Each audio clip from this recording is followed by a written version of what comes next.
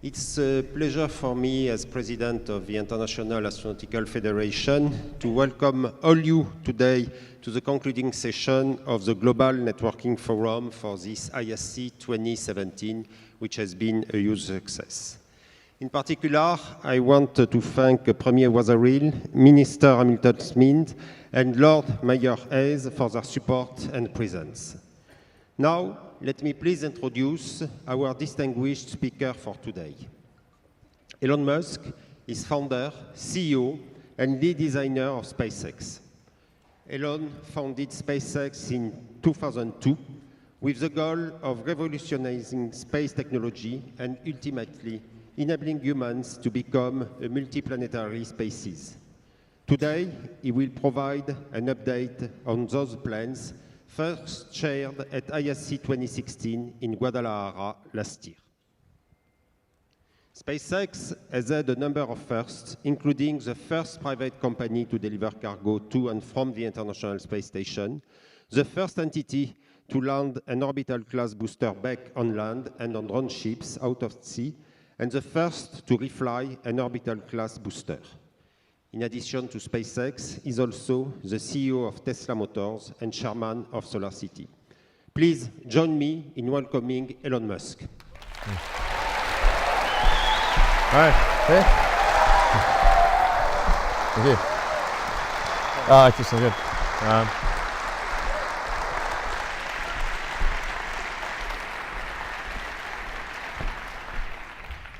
All right. So, welcome everyone. And I'm going to talk more about what it takes to become a multi-planet species. And just a brief refresher on why this is important. I think fundamentally, the future is vastly more exciting and interesting if we're a spacefaring civilization and a multi-planet species than if we're not. You want to be inspired by things. You want to wake up in the morning and think the future is going to be great. And that's what being a spacefaring civilization is all about. It's about believing in the future and thinking that the future will be better than the past. And I can't think of anything more exciting than going out there and being among the stars. That's why. So let me go into more detail on becoming a multi-planet species. This is the updated design for we're sort of searching for the right name, but the code name at least is BFR.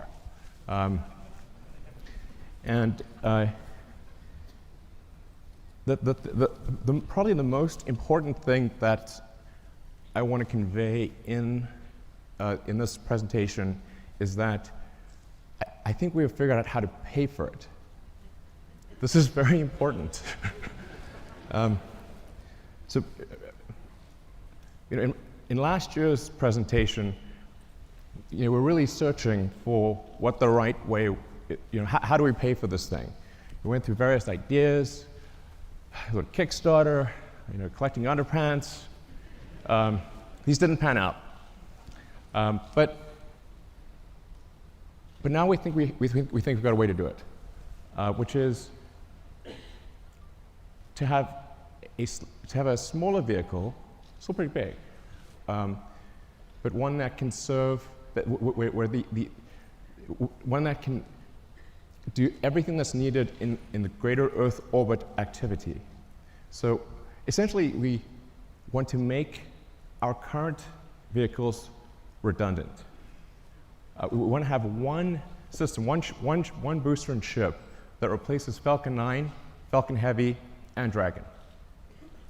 So if we can do that, then all the resources that are used for Falcon 9, Heavy, and Dragon can be applied to this system. So that's really fundamental. So let's see, what progress have we made in this direction? So last time you saw the giant tank. That's actually a 12-meter tank. And you can see the relative scale of it. It's 1,000 cubic meters of volume inside. That's actually more pressurized volume than an A380, just to put that into perspective. We developed a new carbon fiber matrix that's much stronger and more capable at cryo than anything before. And it holds 1,200 tons of liquid oxygen. So we we tested it.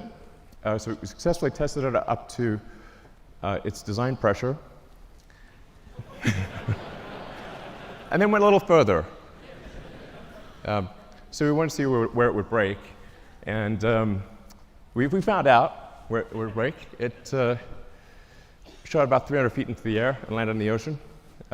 We fished it out, but we've now got a pretty good sense of what it takes to create a huge carbon fiber tank that can hold cryogenic liquid. That's actually extremely important for making a light spaceship. The next key element is on the engine side. We have to have an extremely efficient engine.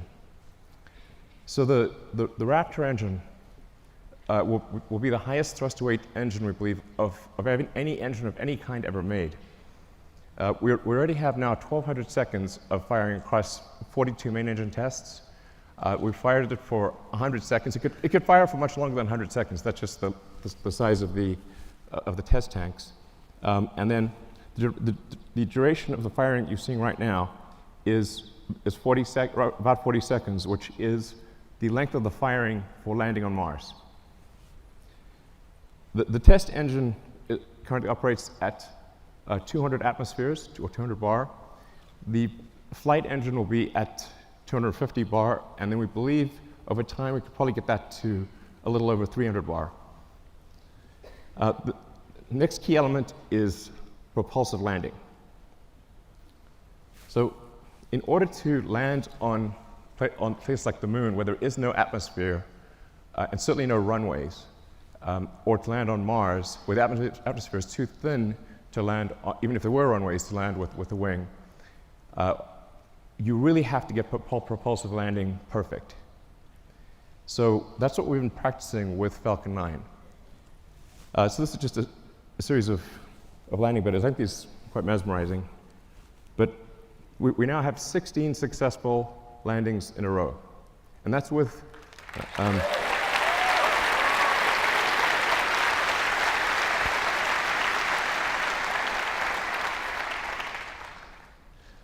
so it's 16 in a row, and that's with really without any redundancy. So Falcon 9 lands on a single engine.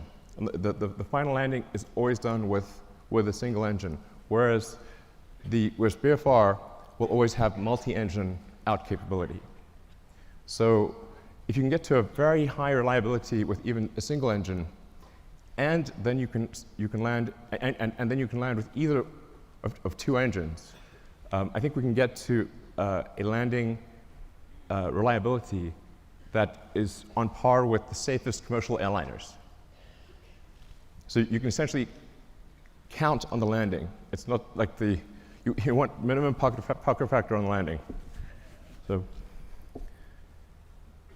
and it can land with also very high precision. In fact, we believe the precision at this point is good enough for propulsive landing that we do not need legs for the next version. It will literally land with so much precision, it will land back on its launch mounts. So the launch rate is also is increasing exponentially.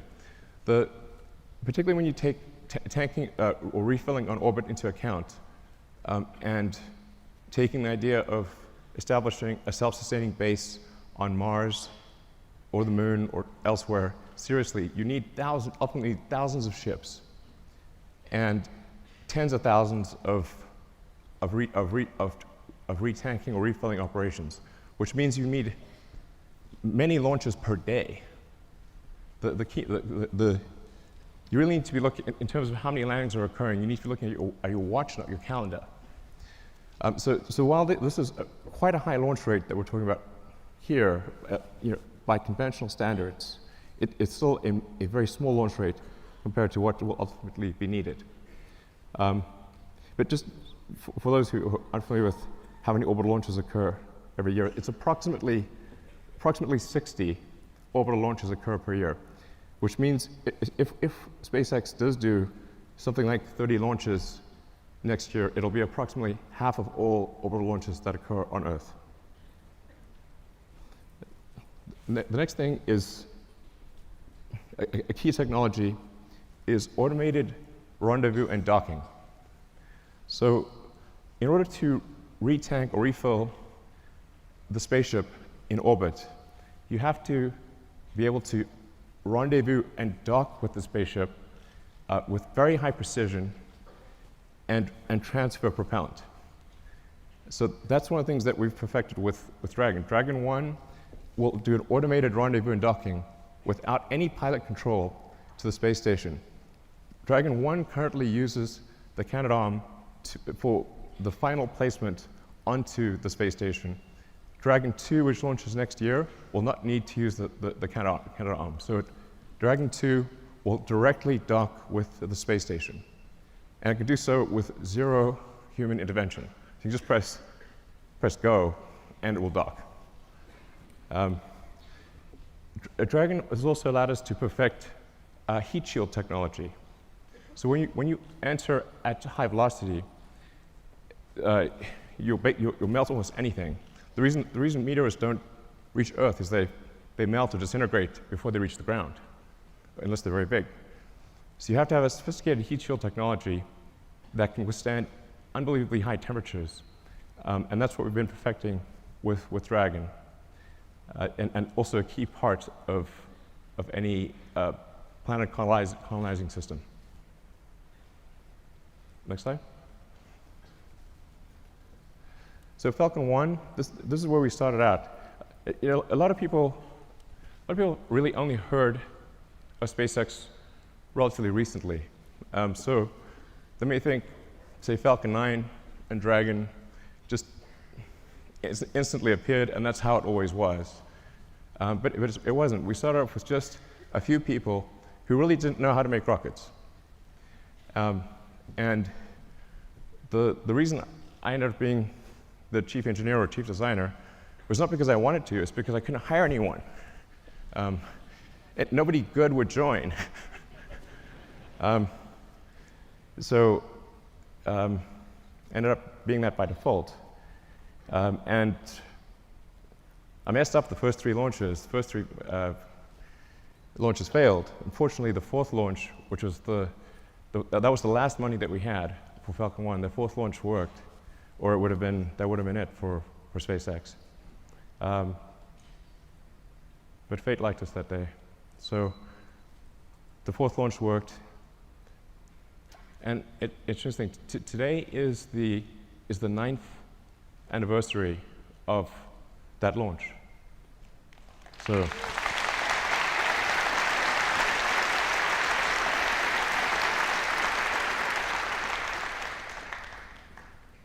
I didn't realize that until I was told that just earlier today, but it's a very emotional day, actually. But Falcon 1 was quite a small rocket.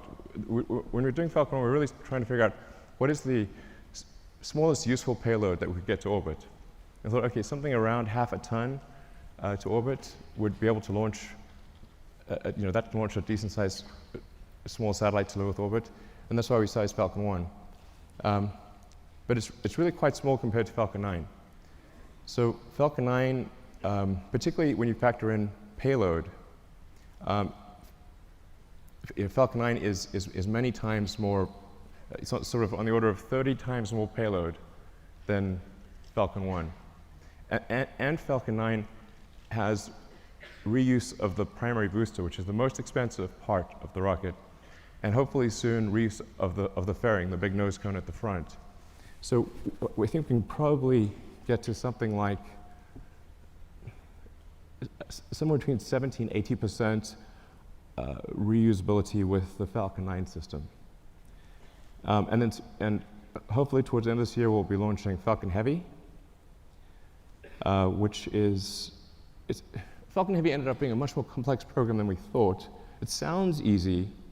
Let's show Falcon Heavy, actually. It sounds like it should be easy because it's 2 first stages of Falcon 9 strapped on as boosters. It's actually not. We had to redesign almost everything except the upper stage. in order to take the increased loads. So Falcon Heavy ended up being much more a new vehicle than we realized. So it took us a lot longer to get it done. But the boosters have all now been tested, and they're on their way to the Cape Canaveral. And we are now beginning serious development of BFR. So you can see that the payload difference is quite dramatic. BFR in fully reusable configuration, without any orbital refueling, we expect to have a payload capability of 150 tons to low Earth orbit. So, and that compares to about 30 for Falcon Heavy, which is partially reusable. Where this really makes a tremendous difference is in the cost, which I'll come to in some of the later slides. So let's go to the next slide. And by the way, so with BFR, you can get a sense of scale by looking at the tiny person there. It's really quite a big vehicle. Main body diameter is about 9 meters or 30 feet. And it consists of, the booster is lifted by 31 Raptor engines that produce a thrust of about 5,400 tons, lifting a 4,400 ton vehicle straight up.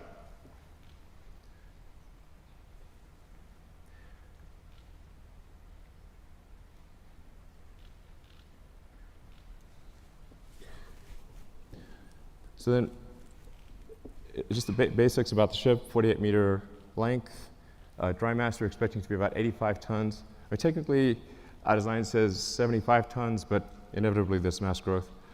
And that ship will contain 1,100 tons propellant with a design of an ascent design of 150 tons and a return mass of 50. So you can think of this as essentially combining the upper stage of the rocket with Dragon. It's like the Falcon 9 upper stage and Dragon were combined. So I'll go into each of these items in detail, but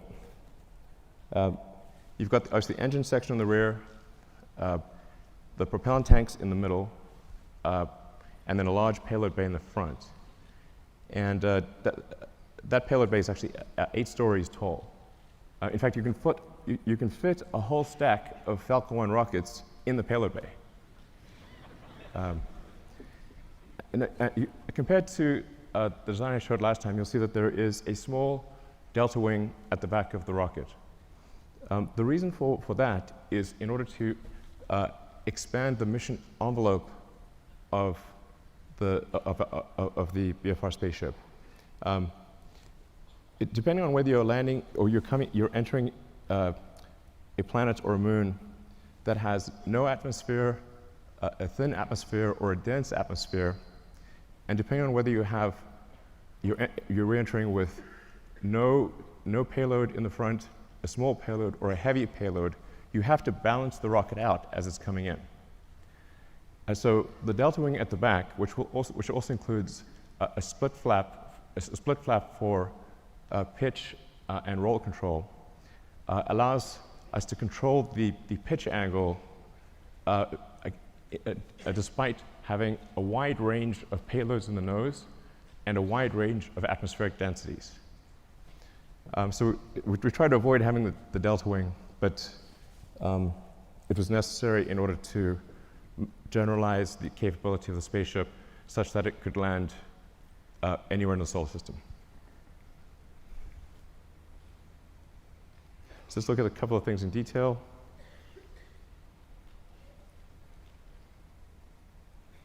So the cargo area has a pressurized volume of 825 cubic meters. This also is greater than the pressurized area of an A380. So really it's capable of carrying a tremendous amount of payload. In a Mars transit configuration, since you'd be taking 3 months in a really good scenario, but maybe as much as 6 months. Some number of months, single-digit months, you probably want a cabin, not just a seat. So the Mars transit configuration consists of 40 cabins, and it sort of depends on, you could conceivably have 5 or 6 people per cabin if you really wanted to cram people in. But I think mostly we would expect to see 2 to 3 people per cabin. And so normally about 100 people per flight to Mars. And then there's a central storage area, galley, and a solar storm shelter, entertainment area, and I think probably a good situation for at least BFR version 1. Then going to the main body of the vehicle, the center body area.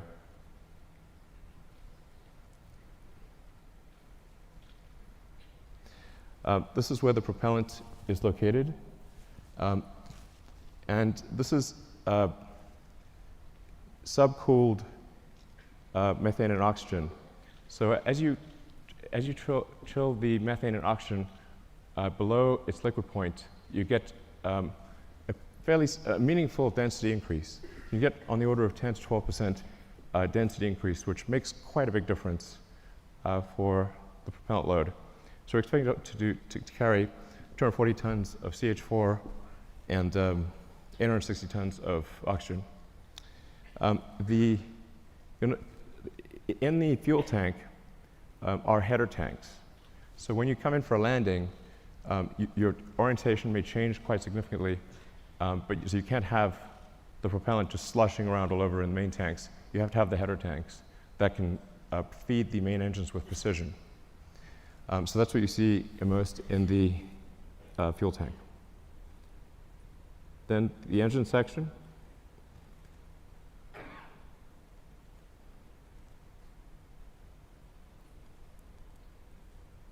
So the ship engine section consists of four vacuum Raptor engines and 2 sea-level engines. So all 6 engines are capable of gimbaling. The engines with the high expansion ratio have a relatively smaller gimbal area or gimbal range and a slower gimbal rate. The 2 center engines have a very high gimbal range and can gimbal very quickly. And you can land the ship with either one of the 2 center engines. So when you come in for a landing, it will light both engines, but if one of the center engines fails at any point, it will be able to land successfully with the other engine. And then within each engine, there's a great deal of redundancy. So we want the landing risk to be as close to 0 as possible. And then some basic stats about the engines. The sea-level engines are about a 330 ISP at sea level. The upper stage engine is 375. Now, this is version 1. So I think over time, there's potential to increase that specific impulse by 5 to 10 seconds. And as I was mentioning, also increase the chamber pressure by 50 bar or so. And then for refilling, where you just saw the 2 ships would actually mate at the rear section. They would use the same mating interface that they used to connect to the booster on liftoff. So we'd reuse that mating interface and reuse the propellant fill lines that are used when the booster is, when the ship is on the booster. And then to transfer propellant, it becomes very simple. Use control thrusters to accelerate in the direction that you want to empty. So, if you accelerate in this direction, propellant goes that way, and you transfer the propellant very easily into from the tanker to the ship. So going to rocket capability. This gives you sort of a rough sense of rocket capability, starting off at the low end with the Falcon 1 at a half ton, and then going up to BFR at 150. So I think it's important to note that the BFR has more capability than Saturn V, even with full reusability. But here's the really important fundamental point. Let's look at the launch cost.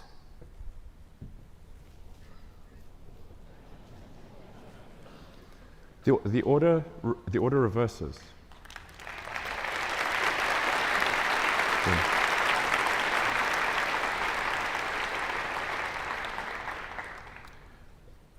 Now, at first glance, this may seem ridiculous, but it's not. The same is true of aircraft. If you bought, say, a small single-engine turboprop aircraft, that would be $1.5 to $2 million. To charter a 747 from California to Australia is $500,000, there and back. The single-engine turboprop can't even get to Australia. So a fully reusable system, a fully reusable giant aircraft like a 747 costs a third as much as an expendable tiny aircraft. In one case, you have to build an entire aircraft. In the other case, you just have to refuel something. So it's really crazy that we build these sophisticated rockets and then crash them every time we fly. This is mad.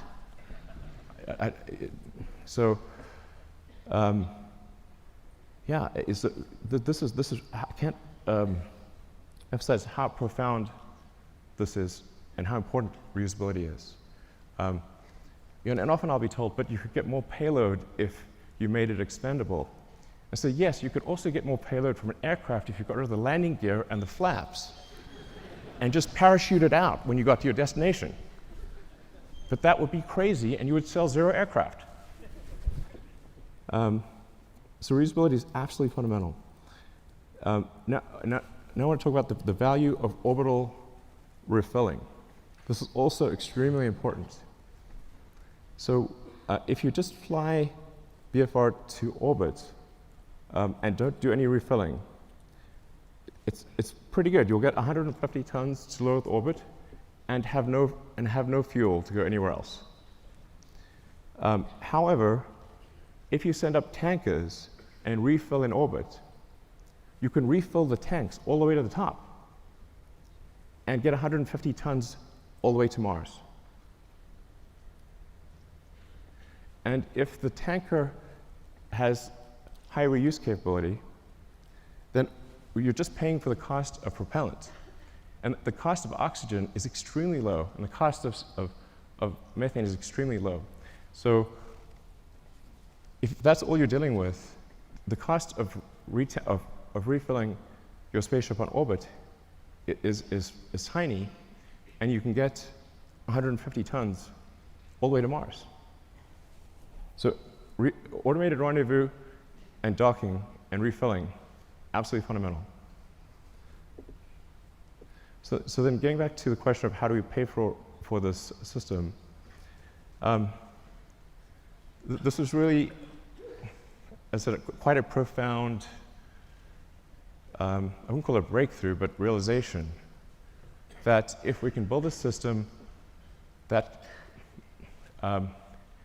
cannibalizes our own products, makes our own products redundant, then all of the resources, which are quite enormous, that are used for Falcon 9 Heavy and Dragon, can be applied to one system.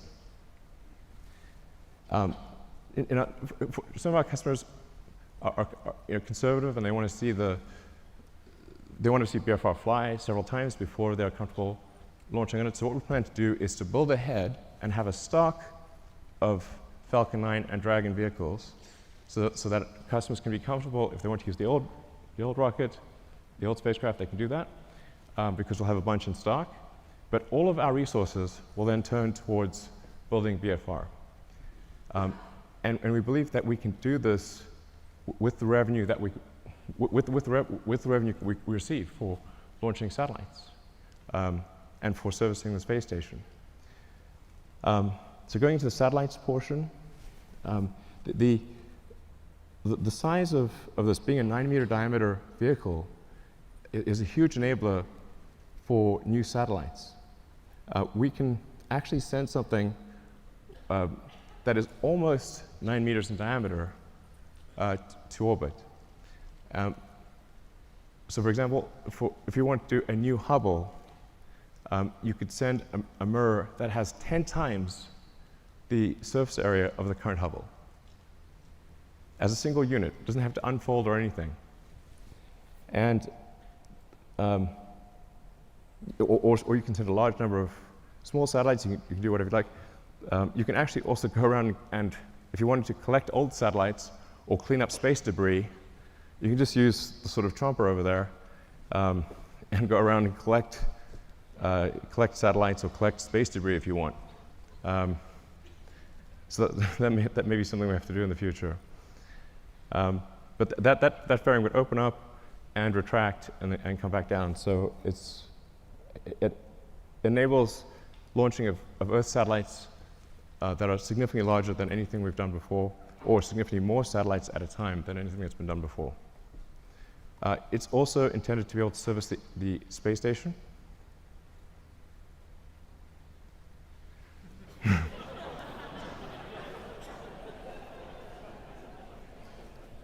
I know it looks a little big relative to the space station. But the shuttle also looked big. So it'll work. Looks a little outsized, but it'll work. So it'll be capable of doing what Dragon does today in terms of transporting cargo, and what Dragon 2 will do in terms of transporting crew and cargo. So it can do the space station servicing. It can also go obviously much further than that, like, for example, the moon. Based on the calculations we've done, we can actually do lunar surface missions with no propellant production on the surface of the moon. So if we do a high elliptic parking orbit for the ship and retank in a high elliptic orbit, we can go all the way to the moon and back with no local propellant production on the moon. So I think that would enable the creation of moon base alpha, or some sort of lunar base. Yeah,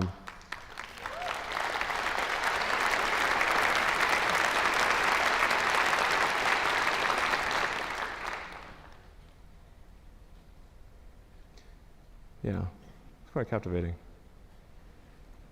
So you can also see, for example, how do you transfer cargo from the cargo bay down to the ground is a crane. It's not very complicated.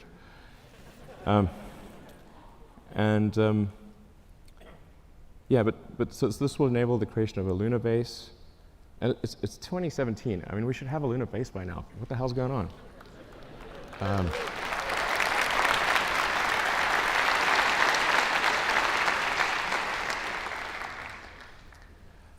And then, of course, Mars,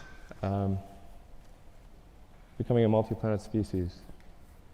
Beats the hell out of being a single-planet species. So, so we'd start off by sending a mission to Mars, where it would be obviously just landing on rocky ground or dusty ground. And it's the same approach that I mentioned before, which is you send the spaceship up to orbit, you retank it or refill it until it has full tanks, and it travels to Mars, lands on Mars. For Mars, you will need local propellant production. But Mars has a CO2 atmosphere and plenty of water ice. That gives you CO2 and H2O, so you can make, therefore, CH4 and O2 using the Sabatier process, or some, probably Sabatier process. And I should mention that long term, this can also be done on Earth. So sometimes I get some sort of criticism for why are you using combustion in rockets and you have electric cars? I'm like, well, there isn't some way to make an electric rocket. I wish there was. But in the long term, you can use solar power to extract CO2 from the atmosphere, combine it with water, and produce fuel and oxygen for the rocket. So the same thing that we would do on Mars, we could do on Earth in the long term. But that's essentially what happens. Similar to the moon, you land on Mars. the tricky thing with Mars is we do need to build a propellant depot to refill the tanks and return to Earth. But because Mars has lower gravity than Earth, you do not need a booster. So you can go all the way from the surface of Mars to the surface of Earth just using the ship. Albeit you need to go to a max payload number of about 20 to 50 tons for the return journey to work. But it's a single stage all the way back to Earth. And I'll show you so this is a true physics simulation.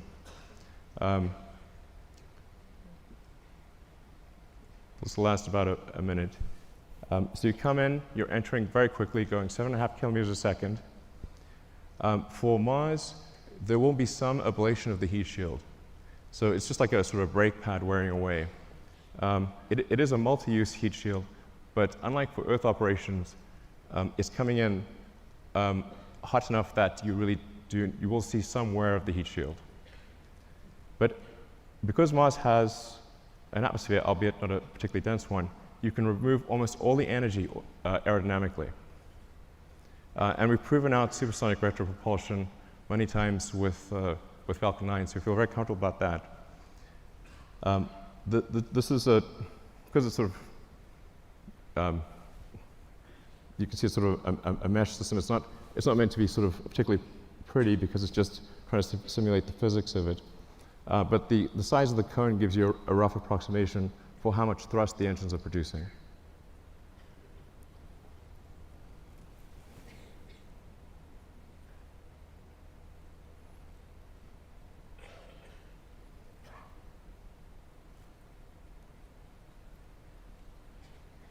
That's not a typo. Although it is aspirational. So we've already started building the system. The tooling for the main tanks has been ordered. The facility is being built. We will start construction of the first ship around the second quarter of next year, so in about 6 to 9 months, we should start building the first ship. I feel fairly confident that we can complete the ship and be ready for a launch in about 5 years. 5 years seems like a long time to me. Yeah.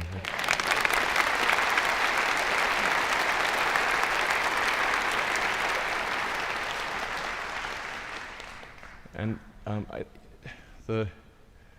the area under the curve of resources over that period of time should enable this time frame to be met.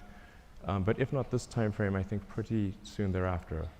But that's our goal, is to try to make the 2022 Mars rendezvous. The Earth-Mars synchronization happens roughly every 2 years. So every 2 years, there's an opportunity for to fly to Mars.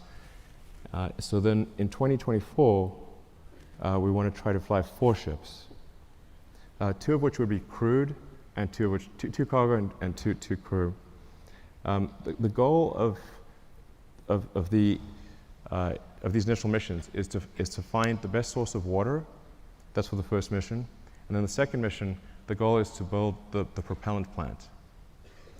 So we should, particularly with 6 ships, there have plenty of landed mass to construct the propellant depot, which will consist of a large array of solar panels, very large array, and then everything necessary to mine and refine water, and then draw the CO2 out of the atmosphere, and then create and store deep cryo CH4 and O2. Then build up the base, starting obviously with one ship, then multiple ships, then start building out the city, then making the city bigger, even bigger.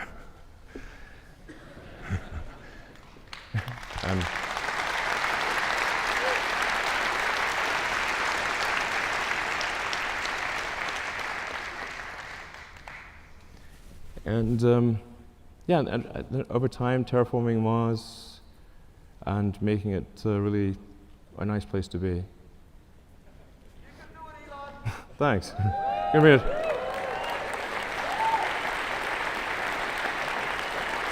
But I think that's quite a beautiful picture. And on the prior slide, it's interesting to note that on Mars, dawn and dusk are blue, and it's the sky. So the sky is blue in dawn and dusk, and red during the day. It's the opposite of Earth. And but there's something else. If you build a ship that's capable of going to Mars, what if you take that same ship and go from one place to another on Earth? So we looked at that, and the results are quite interesting. Let's take a look at that.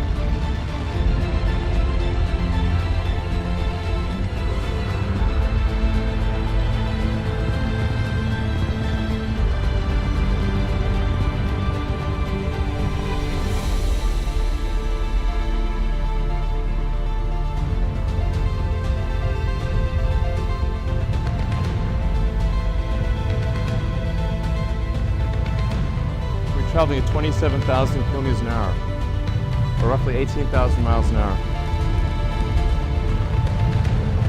This is where the propulsive landing becomes very important to get it right.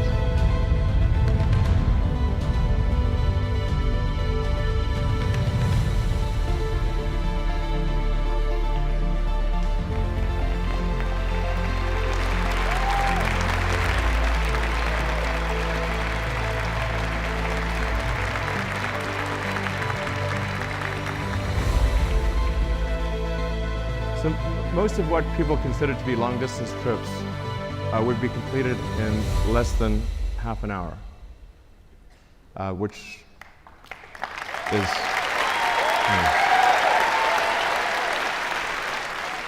So the great thing about going to space is there's no friction. So once you're out of the atmosphere, you will go, it will be smooth as silk, no turbulence, nothing. There's no weather, there's no atmosphere.